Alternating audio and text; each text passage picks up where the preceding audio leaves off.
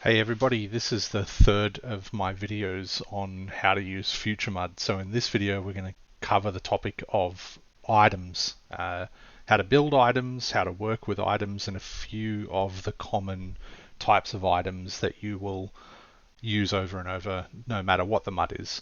I'm going to do a separate video later for some more advanced item topics that are probably not appropriate for this beginner's video, and also genre specific stuff. So for example, there's a whole bunch of nuances to using powered items, electronics and that kind of stuff, and all the things that go with that kind of genre, implants and radios and uh, guns and explosives and all that sort of stuff. So I'm going to put those in a separate video. They're not relevant to all genres and they're more of an advanced topic. So we'll start with this basic one.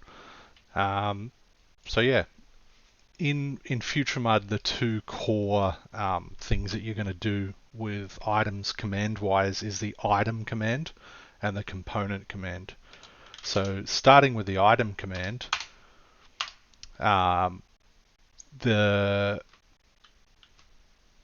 works like most of the other commands we've been talking about so far. So you've got verbs like edit, close, list, submit. Items do have revision numbers like what we were talking about in the room building one with overlays. What that allows you to do is you might have an item where you update some of the properties of it, but there could be existing items out in the game that don't get broken while you're working on on a new version. You can sort of you don't mess everything up. So let's just start with the item list command and see what the FutureMUD comes with after you've run the seeder. It's actually a fair few items. So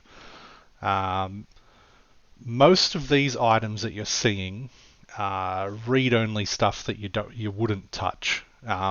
The seeder will have created for all of you currency, corpse, body parts, active crafts, pile, commodity piles, and if you ran the useful seeder, most likely it created the sheets as well.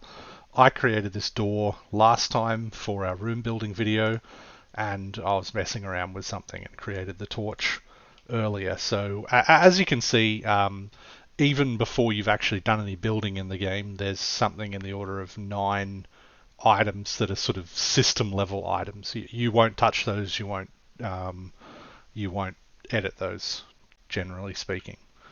So if you wanted to make a new item, what would you do? Like anything else, you would do edit new. Items don't have to have a name like some other stuff, so you can just just do item edit new. So we've created a new item and we're now editing it. So item edit is an alias for show for whatever you've currently got open. So this is what our item looks like. So it's called an object. It's got a short description. It's got a size. It's got a weight. It's got a material. And down the bottom you see something called components. The stuff up the top is pretty straightforward. So for the purposes of this this quick demonstration, let's say that we're going to build a bucket. Okay, so some of this stuff would be familiar from the RPI engines in some respects. So we're going to make this thing called a bucket. The name is only used in scenarios where it refers to something very briefly, like for example when you have an item in a sheath and it says that a sheath that has a sword in it, that comes from the name of the item. And also when you bundle things up, it uses the name as the sort of noun. The short description is what everybody who has made an RPI should be familiar with. So let's call this a wooden bucket. And if you wanted to, you could also put in a description. Now I'm going to come back to this markup later. There's a little markup language that you can use. But for now,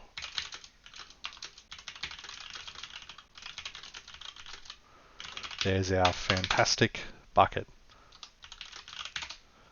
So can we use this item as it is now? No. There's still a few things that we need to do. First of all items need a material. So we haven't actually made a material for this item yet. In order to see a list of materials, you use the show materials command. These are all the ones that come with the cedar. You can make your own. I've tried to be reasonably thorough. It's pretty easy to make your own if you find something that isn't there, that you need to just find something that's similar and clone it. That's probably the topic of another video though. So for now, let's see, show materials, wood. There we go. So let's say that this bucket is made out of maple. So item set material, maple.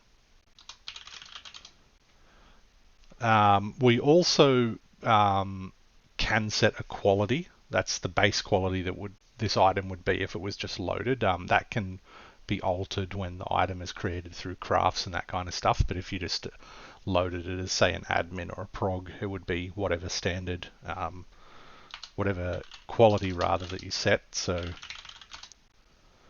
there's the list of qualities. Generally speaking, most things you make are going to be standard and you're going to have variations from there. And similarly, you want sizes as well. Now, we touched on these briefly in the room building video. These are the built-in size descriptions. They don't necessarily correspond to anything in and of themselves. It's up to you to come up with a ranking system. But generally speaking, what we have tended to adopt in our building is that humans are size large, I believe, and normal is something like a backpack size. So if something fits inside a backpack, it's size normal, and small is something like a pouch or a pocket, and very small is something like a wallet or something really tiny. So then the sizes get smaller or larger from there. So I recommend that you come up with some sort of policy about how you want to use those. The container, when we get to containers, we'll talk a little bit more about size. But in this particular case, the bucket probably shouldn't be size normal. Actually, I suppose if it's a very big bucket, it might be size normal, but I'd be inclined to set it as size small. So we'll go with that. So are we done? Well, we could. This is a fully legal item now. You can create this item and you can have it in game. The problem that you're going to run into is it doesn't do anything, because why? It doesn't actually have any components. So the way that items get functionality in the FutureMUD engine is through something called components. So components are basically designed to be little discrete packets of functionality. So you might have a component that makes something into a weapon, for example. And by adding that component to an item, it gives that item all the functionality of that weapon. And then similarly, you might also want that weapon to be a battery-powered flashlight at the same time. So if you insert some batteries into it and turn it on, it's also a flashlight. You would therefore add components along those lines to the item, and it would all work. So it's sort of modular. The idea is that in most cases, at the beginning of your journey in creating a MUD, you'll probably tend to be creating components a lot of the time when you go to create an item, because you might not have something. But over time, you will create less and less components, and you will begin reusing existing components. So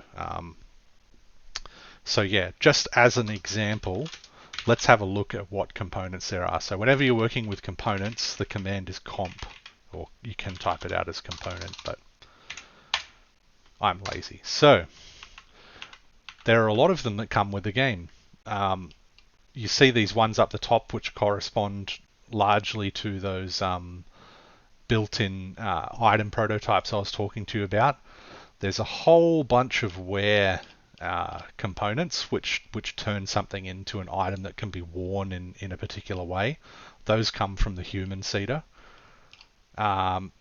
Then if you've run the combat seeder, you'll see shields, melee weapons, ranged weapons, etc.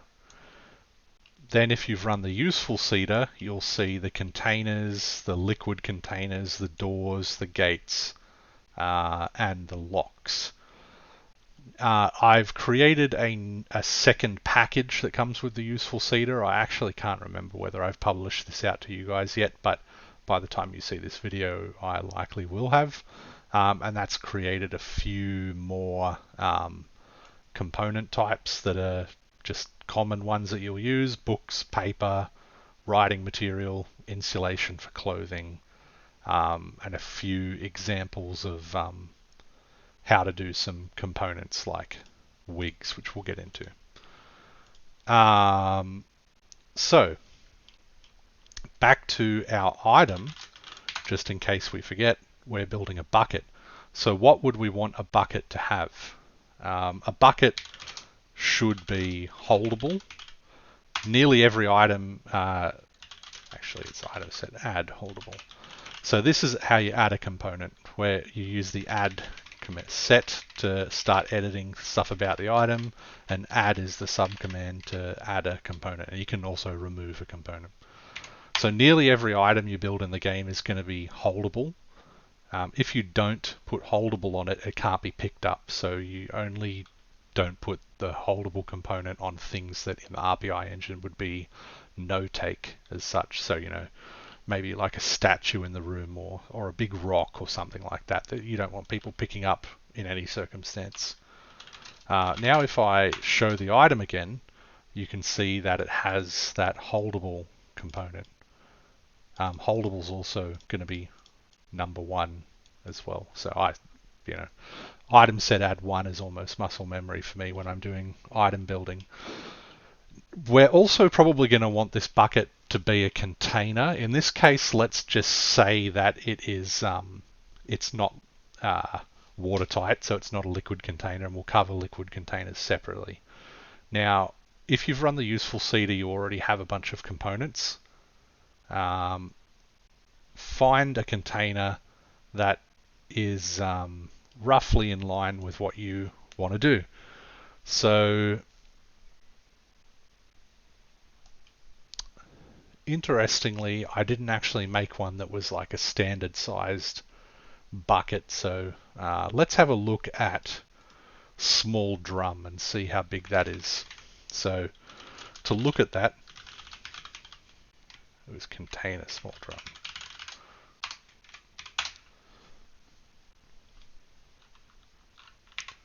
Did I get that wrong? Okay, maybe that particular command only takes an ID number. That's a good place for me to fix something, but for now that was 180. Okay, so as it says here, this turns something into a container approximately based on a 25-gallon drum. I use metric in my game, so that's displaying to me that it can hold up to about 100 kilos and size normal objects. The container also determines whether you can see into it when it's closed. So if something can be opened and closed and you can see into it, like, I don't know, a plastic food container, it might be transparent and you could still see the contents even when it's closed. So we don't want that one because we don't want our bucket to be open and closed, and we don't want it to hold normal objects. So you know what? Let's actually just build one ourselves. So we're going to build a new container prototype. So when we When we do components, we do comp edit new, but you do actually have to specify a type at the time you make it. So where do you get the types from? Comp types. Here's a big list of all of the different item component types that you can have in game, and a bit of a brief summary of what they do. There's a lot of them, as you can see. You can filter that list as well. So if we just wanted to see stuff that had the word container in it, we can put that plus container. And in this case, what we really want is just container. We don't. There's a whole bunch of things that are special kinds of containers, but in this case, our bucket is just a regular container. So we're going to comp edit new container. All right. So we're editing this component here. So we'll give it a name. I'm going to use the same naming convention I've used with everything else. It's a bucket. We're going to say that this bucket can probably hold about 10 kilos. By the way, you can comp set and question mark or help to see the list of things that you can do with it. And you can also use comp type help if you want to look at something you're not editing. Like if we wanted to look at a different type, we can see the one for wearable. That would be the same as typing comp set whatever while you're editing a wearable. So we want to, I think small is the right size for what it can contain, and we want to set the weight to 10 kilos.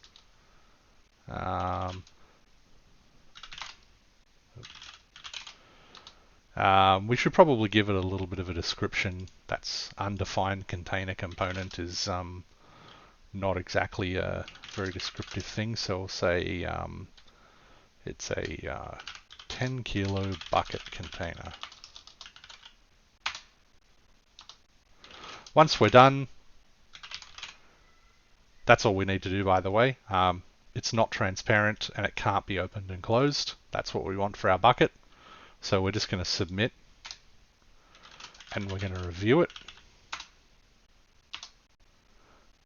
So in this case, I talked about the whole review system, so I'm not going to dwell on this too much. But you know, if I was doing my due diligence and I was another admin, I might want to look at the item that had, or the component that had been built and make sure that it was set up properly and blah blah blah. But for now, I'm just going to approve it. Back to our item, which we're still editing. So now we want to add container underscore bucket. There we go. So you can pick it up and it's a container that you can put stuff in. That's probably good for a basic item. So as we're done, we're doing the same thing. We're submitting this item, we're reviewing our work, and we're accepting it. So now we want to load it. The command that you use to load stuff is item load. So in this particular case, we are going to load item number 12 that we just built, a wooden bucket. And there we go. So I've got this set up as an inventory system. Anyway, rather than a hand system, by the way. I was just playing around when I made this, but yeah, should probably change over to a hands one. I personally don't like the whole inventory type setup, but a wooden bucket, being as it's a container, we can look in the bucket. It's empty, 0% full. You know, it's an item. We can do what we want with it. Well, is there anything else? No, there's nothing small enough that we could put in it. I know what I could do. I can sever my own finger.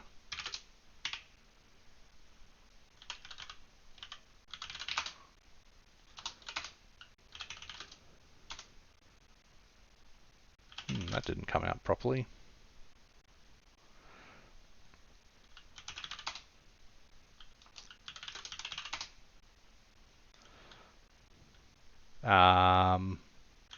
let's see if we can. That should say a freshly severed pinky.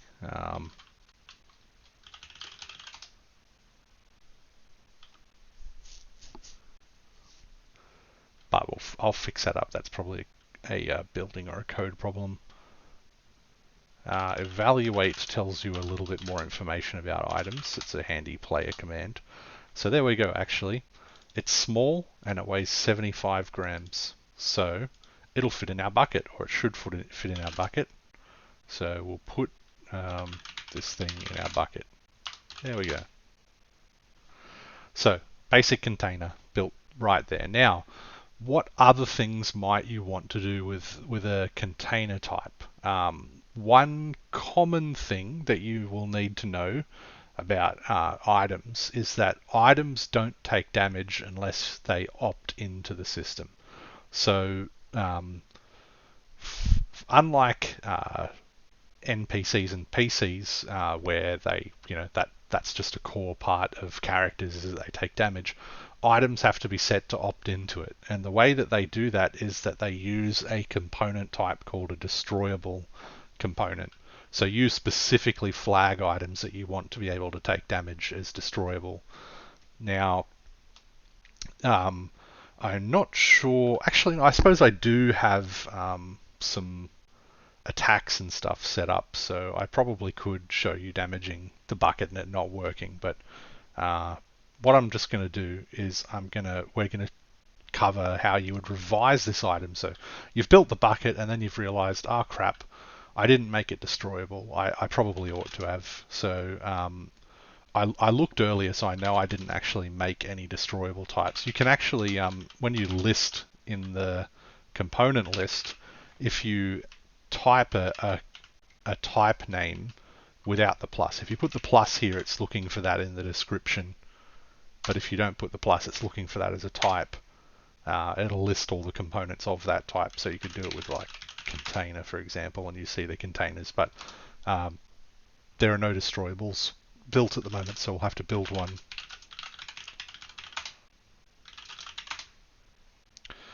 Okay, so we'll set this as, we'll just call this destroyable, but what I tend to do in, well, what I did in LabMUD anyway, is I made different destroyable types for different item types. So there was one for weapons, there was one for armor, there was one for clothing, there was one for miscellaneous items, etc. So I could sort of control some things having, like, weapons and armor and stuff that takes a lot of damage for playability reasons, had a lot of hit points compared to, say, random stuff like somebody wants to smash something dramatically in game. Well, let them do it without having to hit it 50 billion times. Anyway, we'll set the name here to just destroyable. In this example, we're just going to have the one for everything. But normally you would want to split it up.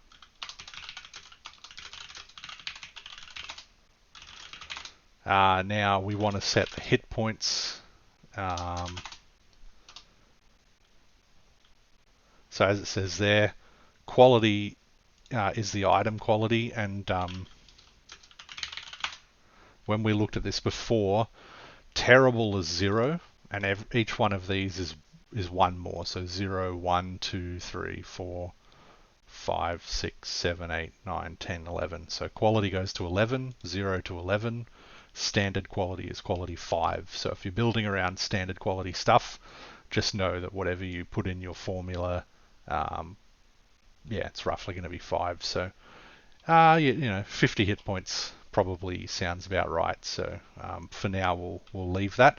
And these multipliers for different damage types. So you can tune what types of damage affect your items. So by default, items actually get a fair bit of resistance to a lot of different damage types. They don't take, unless you opt into it, they don't take freezing damage.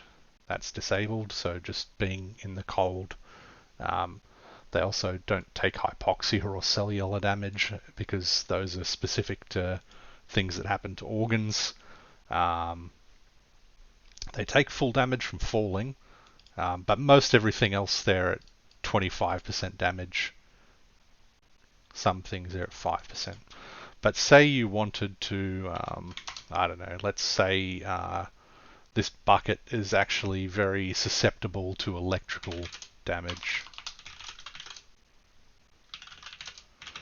We'd do electrical and we'd put the percentage, and let's say it takes 100% damage from electrical. Okay, I did it as a multiplier or a percentage. Let's submit that, review it, accept it, and we'll go back and we'll edit our items. So it was item 12. So if we item edit and enter 12, the one that we built before, it opens it up as a new revision, so R1. So before it would have been item 12R0, now it's item 12R1. And you can see if I type review history, it shows me that there are multiple versions of this. So there's version 12, revision 0, the first one that I did. You know, I built it a little bit earlier. It's been reviewed, it's current. There's this other one that I've made that's currently under design. And you know, if you had multiple different revisions, some things would be obsolete. You might have things that were rejected, not approved, etc. So we open this one up. We can see we're editing the revision 1. And all we wanted to do was we wanted to add that destroyable component.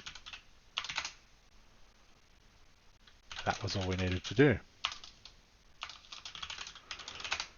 So we do the same, we submit it, we review it, we accept it.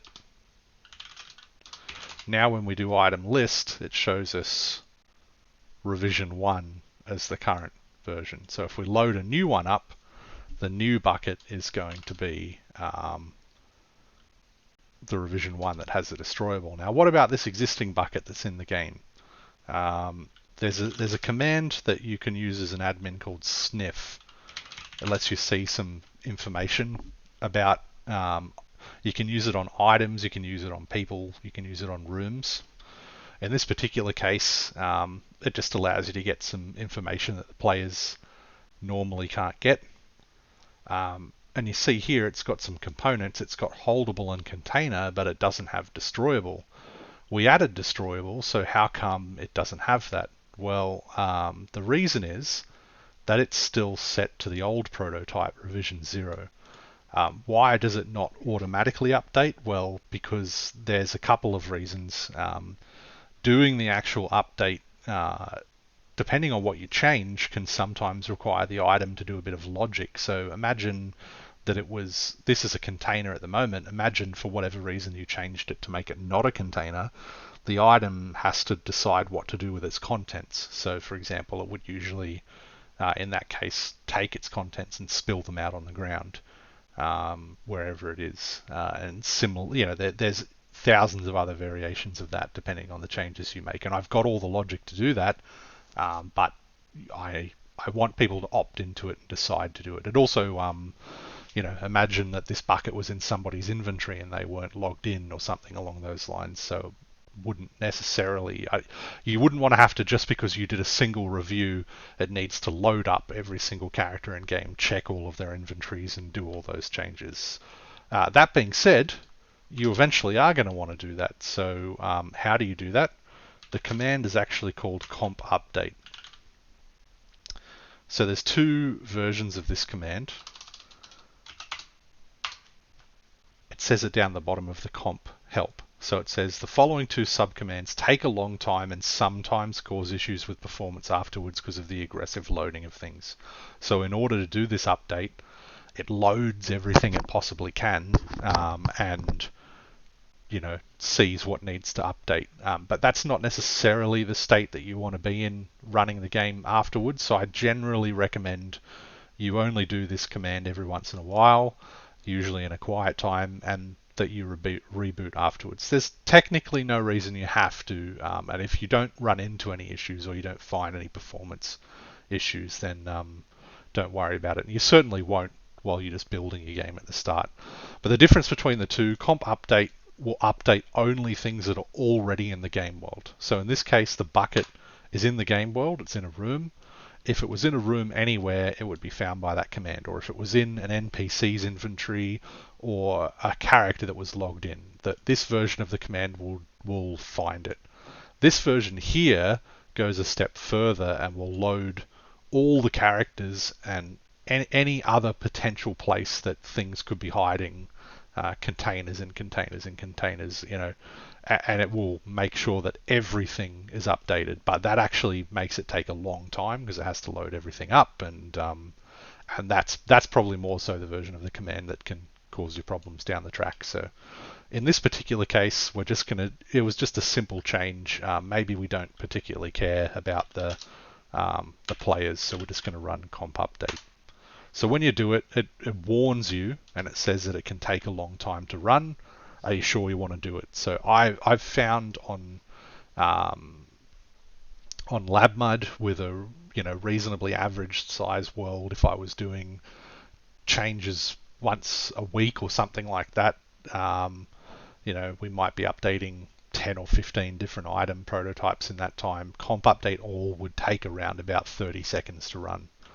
So it should be pretty much instant in this case though, because the game's virtually empty. So it warns everybody. That's a system message that everybody gets. There's a few things that echo that particular message, but warns everybody that the game's going to hang, so they don't hop on your Discord and go, the game's hanging. It'll then execute the command in 30 seconds.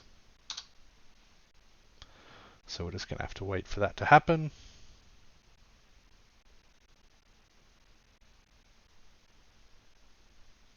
There we go, and as you see, it happened pretty much instantly once it did actually happen.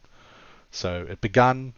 There were no prototypes necessarily that needed to be updated. So because there's a few different ways in which it can play out. There can be items that have an obsolete prototype. There can be prototypes that have like item prototypes that refer to a component prototype that's no longer valid, that's been revised.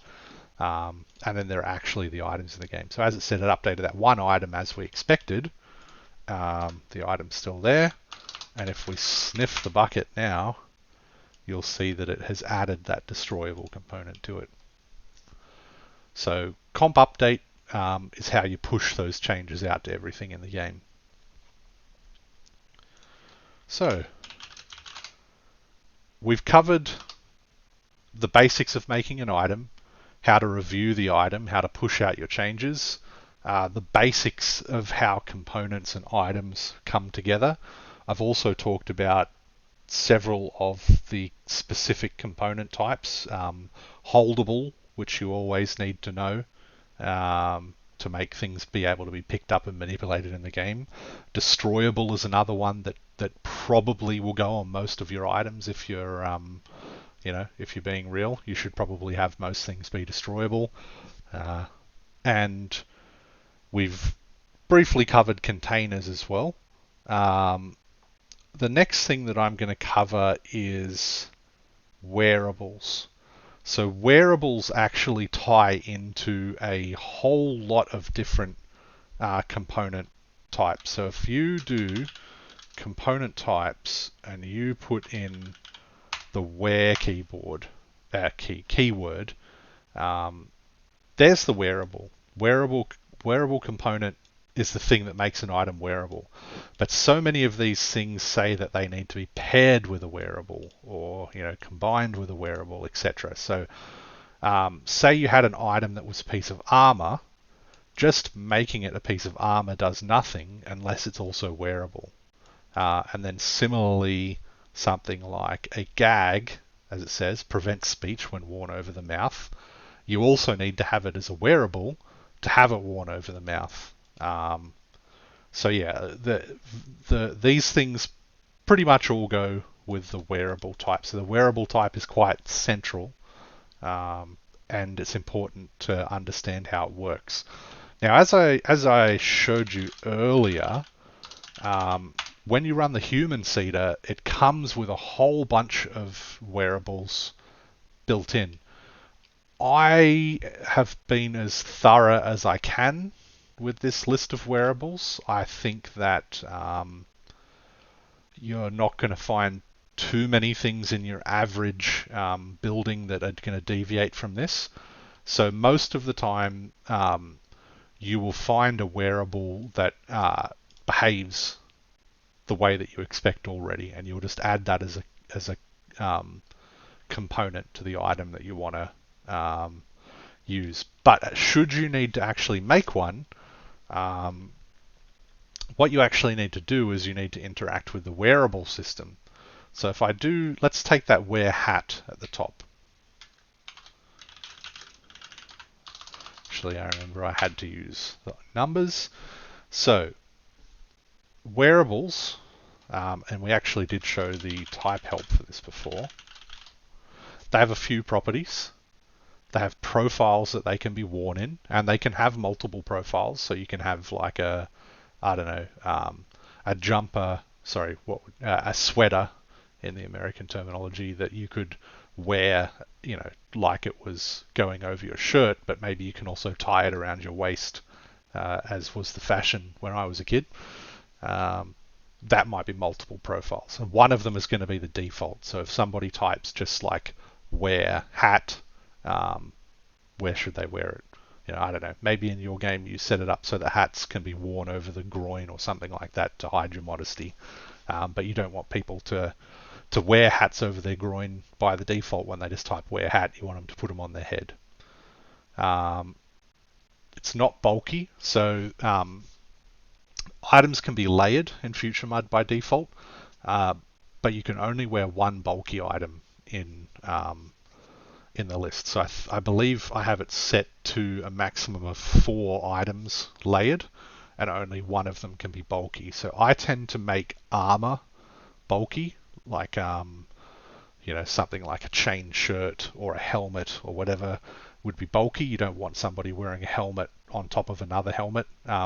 Before I added that in, and stacking was unlimited in FutureMUD, and somebody actually caused the game to horrendously lag by putting on something like 150 jumpsuits at once, and being as their armor as well, in LabMUD they were anyway, that made them virtually invulnerable, having 150 layers of armor reducing damage. So I put a limit on it. That's what bulky's for. But you can wear multiple hats on top of each other, so that's why they're not bulky. As I said, I usually tend to use bulky for armor because that's where it becomes a problem. You can make items hidden when they're worn. The only ones you would generally want to do that with are things like something like a fat suit is an example. If you were wearing a fat suit and you didn't want it to show up that they were wearing the fat suit, or contact lenses is probably a better example. You can wear contact lenses in the eyes, but you don't want them to show up as worn. So you know, it's hard. You can't just tell that that's the case. Items can be set to be waterproof, and they can be set to be waterproof only above a certain hit point percentage. And they can also, you can set a prog that determines if somebody can put it on. So I haven't actually, I didn't use that for anything at all in LabMUD, but it might be used in a fantasy game for, like, I don't know, some sort of mythical armor that if you're not the chosen one, you can't put this armor on and it rejects you or something like that. So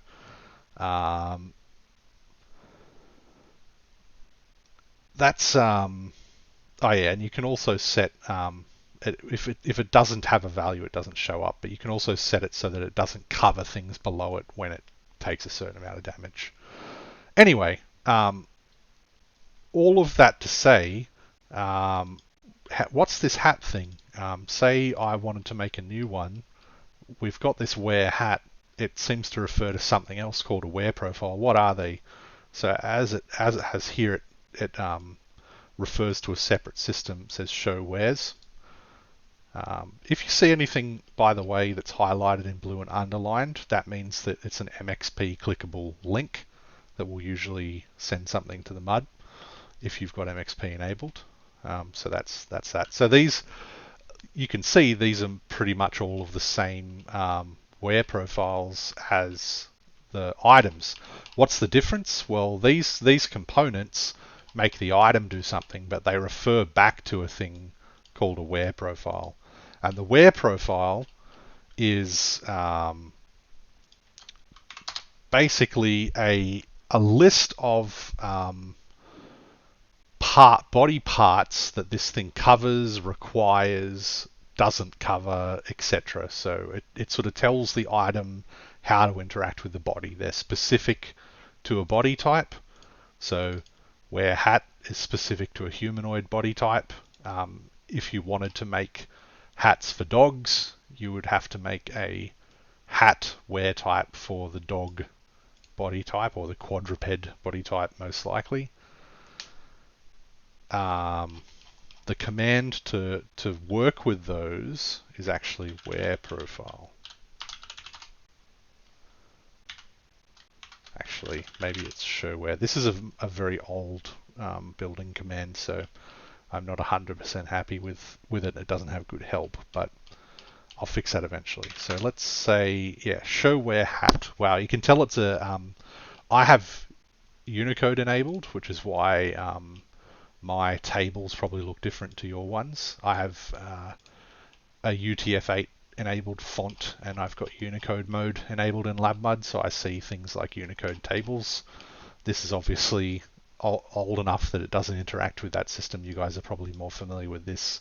I'm sure most of you are playing with Unicode off. Anyway, so this hat profile, there's a few things you can see.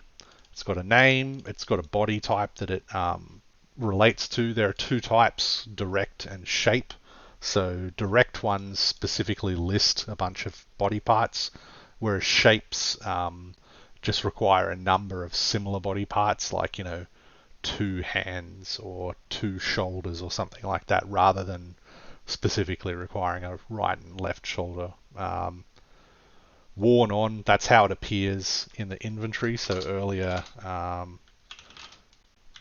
when we were holding these things, that part of it comes from the inventory description. So if it was, you know, for the hat, it's probably worn on the head. The wear is how it echoes. So when you wear the hat, it says blah put, or puts if it's somebody else, puts on the hat. Require empty means if it's a container, whether you have to empty it first. I added that in when I made wearable sacks in LabMUD, that people could use sacks to put over people's head and blind them effectively. And, you know, people pointed out that they were putting sacks full of stuff over people's heads, so I made them have to empty them out. Maybe hat should be requires empty true, actually, because you could have a hat container for people to chuck coins into and stuff. But, you know, maybe you can also put the hat on with the coins in it. So maybe, anyway, your call. It's got a description, and then it has a whole bunch of body parts. Hat probably wasn't the best one because it only covers the one body part. Let's see if I can find a better one. Some of the body ones are good with lots of options. Where were we? Let's go for a long skirt. That's going to have a lot of body parts. Okay. So you can see there's a whole bunch of body parts and a whole bunch of properties for each of them. Mandatory means that you can't wear it in that way if you don't have the body part. If you are missing, for whatever reason, I've set it up, if you're missing your buttocks, your hips, or your groin, you can't wear a skirt. You have to have at least one mandatory part, so I usually pick something on the torso because the torso doesn't get severed in the way that I've built it. Only the limbs get severed off the torso. when I originally added the penis body part in LabMud, I forgot to make it not mandatory, and women were briefly unable to wear dresses because they didn't have a penis, and it was telling them that they required a penis to wear a dress. So yeah, false means, like, for example, because the right thigh is false. If somebody has their leg severed, they can still wear the skirt. Similarly with like a shirt, you can still wear a shirt if your arms are severed. However, there's also this thing, covers sever. So if you're wearing some types of items, they might cover the fact that the thing below them is severed. So say somebody's a eunuch, they're missing their penis and testicle body parts. If they're wearing a dress over that body part, well, you can't tell that they're a eunuch just from looking at them. So it does cover the sever. But if you had somebody who was wearing a shirt, for example, and they have a severed arm, well, you probably can tell that they're missing their arm by the way that that shirt's sitting on them. So that's what covers sever is. No armor, you can optionally say that for whatever reason it doesn't give armor to that body part. Transparent means that it doesn't cover the things below. Not sure why that's set for true to testicles. That might be a building error.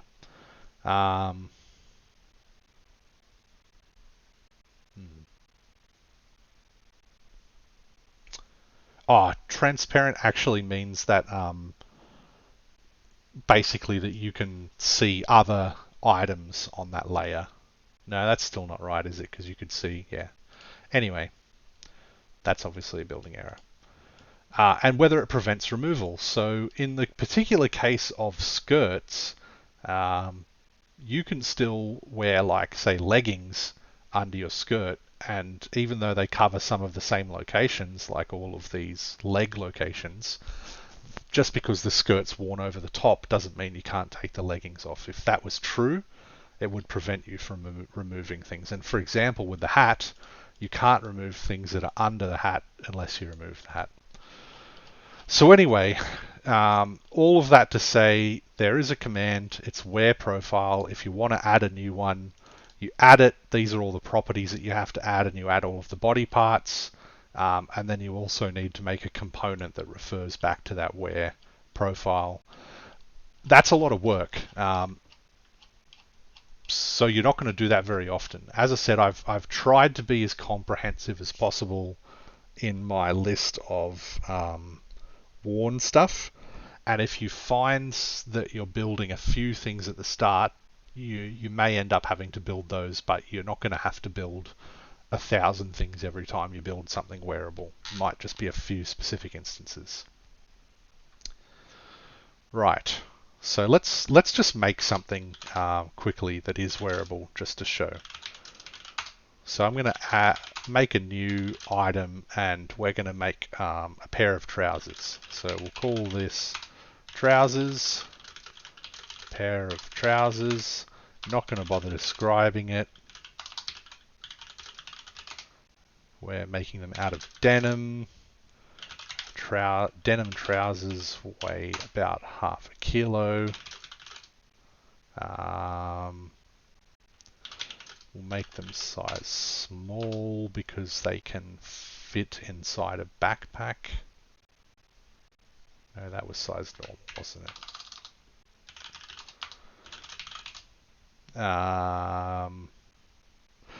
Components. So we add holdable, as we always do.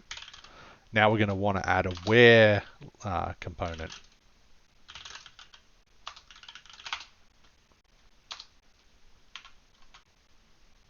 So wear trousers.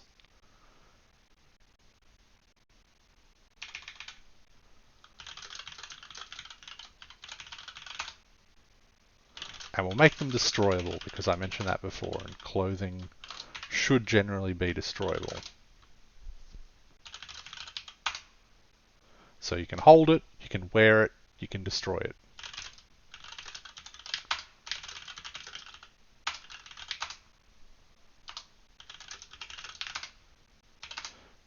There's a pair of trousers. Let's wear the trousers.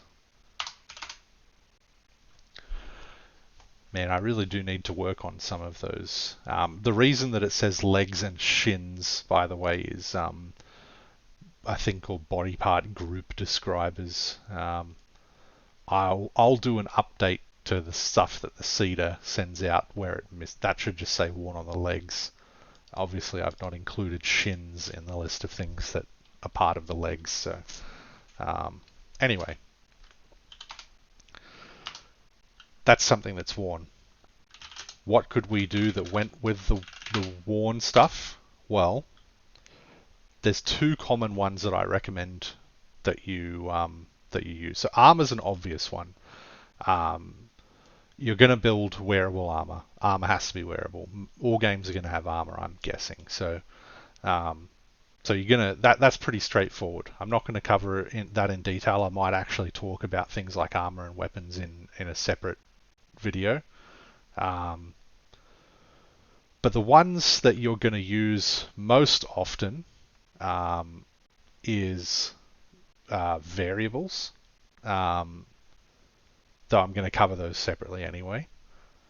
Worn trait changes. As it says, when worn, gives a bonus or a penalty to particular skills or attributes. Personally, I intend to balance heavy armor in a future game of mine by having it apply penalties to skills when worn. So for example, if you were wearing heavy armor on the legs, it might give you penalties to the dodge skill while you're wearing it. Similarly, heavy armor on the arms or the torso might impede your ability to use those weapons. So it might give you a small penalty to your attack skill or your parry skill or whatever. So the advantage of having lighter types of armor would be the penalties would be less. So you would be, you're sort of outclassing those heavily armored people. I didn't do it a great deal in FutureMUD, but that was always my intention to move towards that. Also, similarly, if you wanted to do another thing that would commonly be used for in MUDs is like gear that gives hide and sneak skill, either penalties or bonuses. Your typical ranger's garb that gives you bonuses to hiding and stuff like that. You would probably do it with a worn trait changer component. Clothing insulation is the other one. If you've run the seeder a second time, I included a few bits of clothing insulation. This is probably fine. Just like these components here are probably all you need, but you might want to go into something more specific. But what all they do that's actually a decimal, so it should probably show.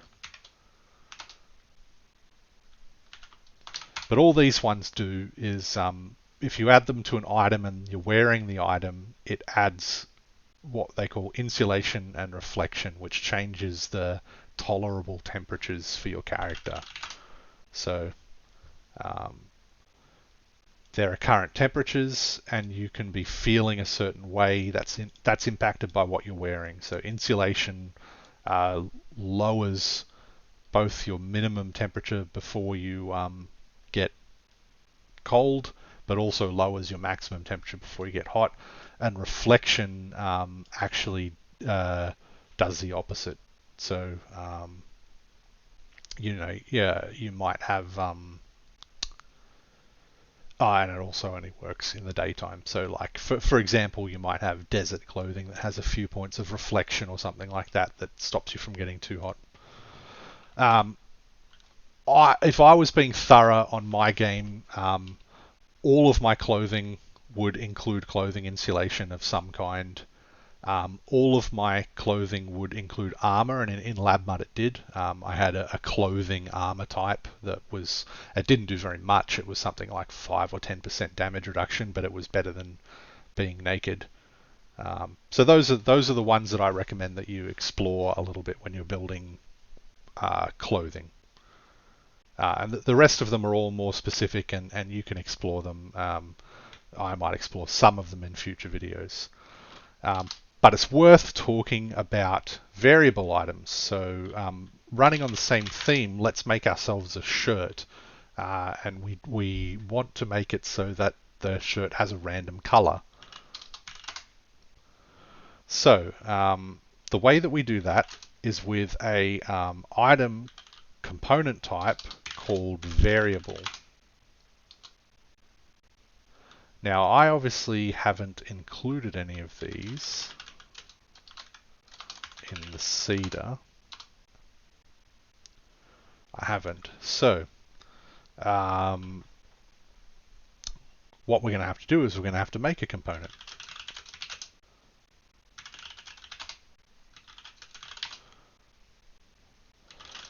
And we're going to call this variable color.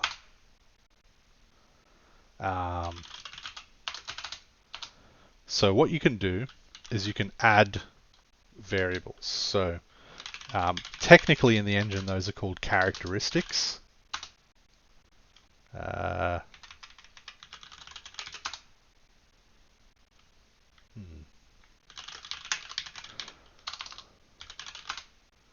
we go. So these are all the ones that are in the game. So you have colors, and you can have color 1, color 2, color 3, etc. These are all the ones that are on like PCs and stuff, ears, eyes, all that kind of stuff. For items, you're generally, color is probably the most common one that you're going to use.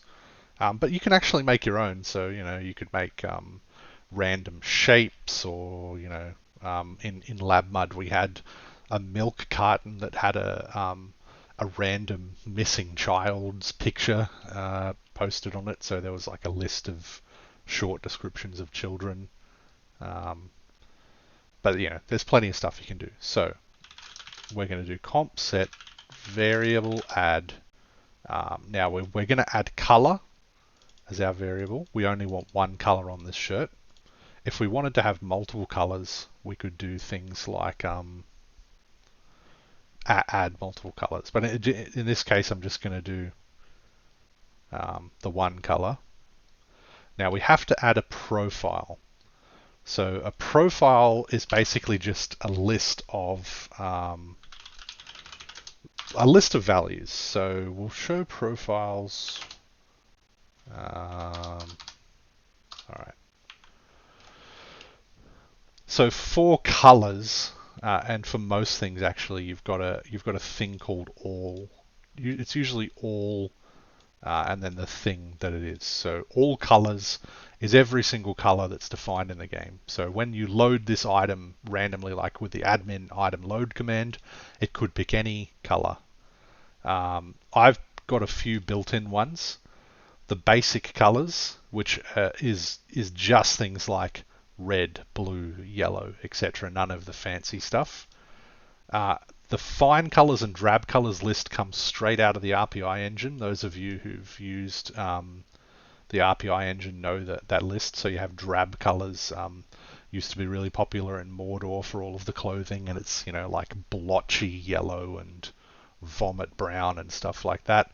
And fine colors is things like emerald green and vermilion and fancy sounding ones. Most colors is a curated list of. To be honest, in FutureMUD, this is this list was made by FutureMUD based on the fine colors wasn't always appropriate, but it's sort of just a list of the colors that she thinks are appropriate for general use. Depending on your MUD, you might want to use any one of these. So in this particular case, though, we'll evoke a little bit of a Mordor vibe, and we'll go for drab colors. So we were, comp set variable add color and we're going to add the profile as being drab colors. The fact that's a regular expression, by the way. The exclamation, the question mark after the U makes it optional. So if you're not, if you speak American English and not British English, you don't have to use the U's. I am obviously Australian, so I have written everything in the engine in British English, but it recognizes American English too. So, all right. So that's probably fine for this one. So we'll just submit, review, accept, and we're back here again. So we're going to make this holdable. We're going to make it, where do we want it to be worn on? I think there's a wear t-shirt. So we'll do that one. I wonder if it's t-shirt. There we go. Item set add destroyable. Item set, what do we call it? Variable color.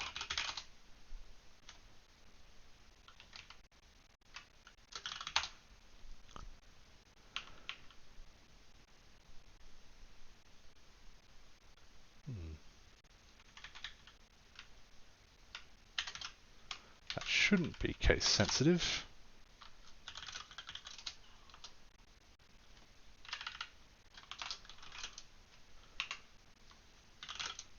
It's got a space after it. That's kind of annoying. Alright, we'll just use the ID number in this case. Okay, so it's got a variable color now. So again, we'll call this a t-shirt. We'll make the material cotton. We'll make the weight 200 grams. And now we will do the short description, but we're going to call it a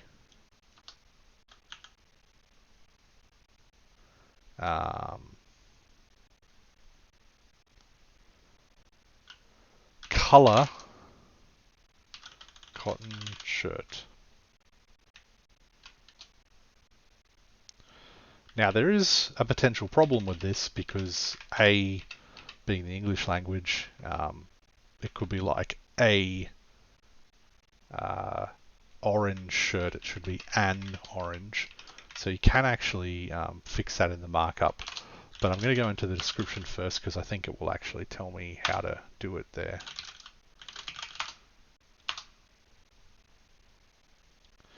No, there are options that it's not showing me. But anyway, I mentioned before actually that I would talk about this markup. So there's a couple of different things you can do in the markup. Some of them are in front of you. So if you use the the at symbol and material, it will replace that with the items material. So you can make an item. In this case, we're making it a cotton shirt, but you could make an item that is made out of multiple, like this shirt could be,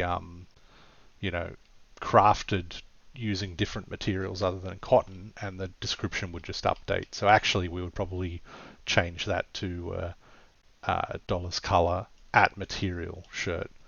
Matte desk is the same. I think in the Cedar, I set up all of the materials to have the same description as their name, but you can actually have the description be like, a yellowish metal instead of gold or something like that. But that's not the way that I've set it up. But if you did have it set up, those two could be different. And you can also put writing on things that... oh, actually, here's the thing showing the color variable. But anyway, yeah, you can put writing that people need to have a particular language to understand. So that's pretty cool. So what we're going to do, geez, my little auto alias thing, insert at a time. All right, this is a shirt made from @material. Now I'm going to use color fancy. Now generally speaking, if I did color, it would replace it with like emerald green or cornflower blue. If I did color basic with colors at least, that is just the like red, blue, black, etc.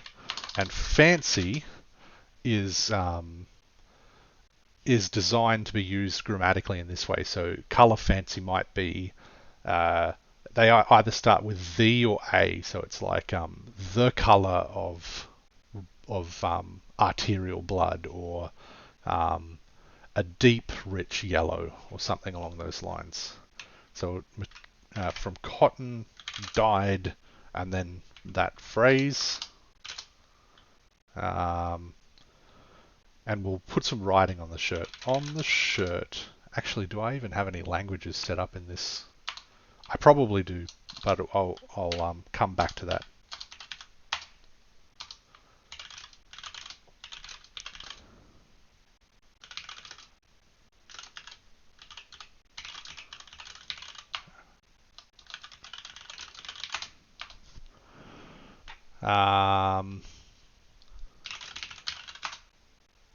No, I don't have any. Okay, I obviously didn't run the seeder that sets those up.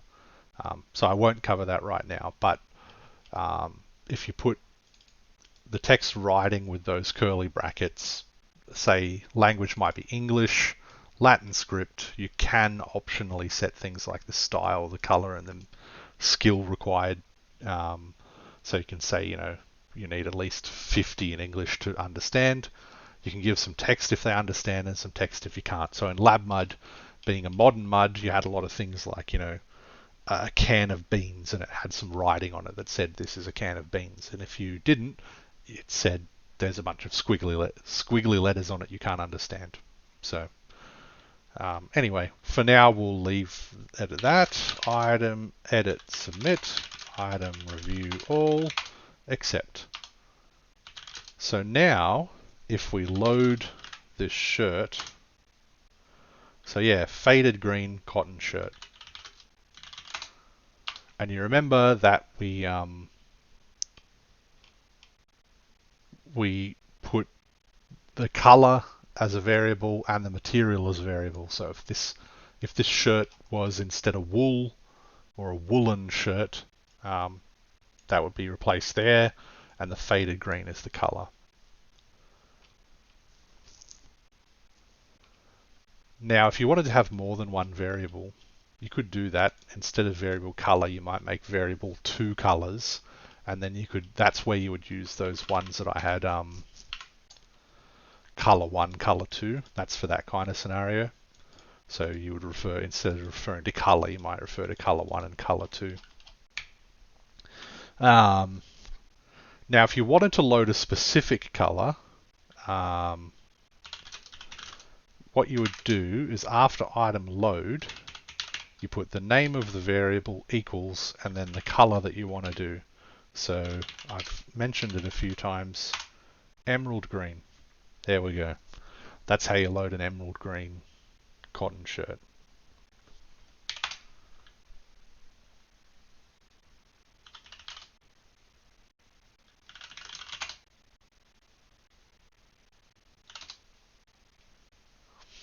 So I'm wearing that shirt. So that's variables. The final thing I am going to cover in this video is just a couple of miscellaneous stuff about items. So I'll make a table. So we've got a table. We'll set it to a large wooden conference table. Let's say you want this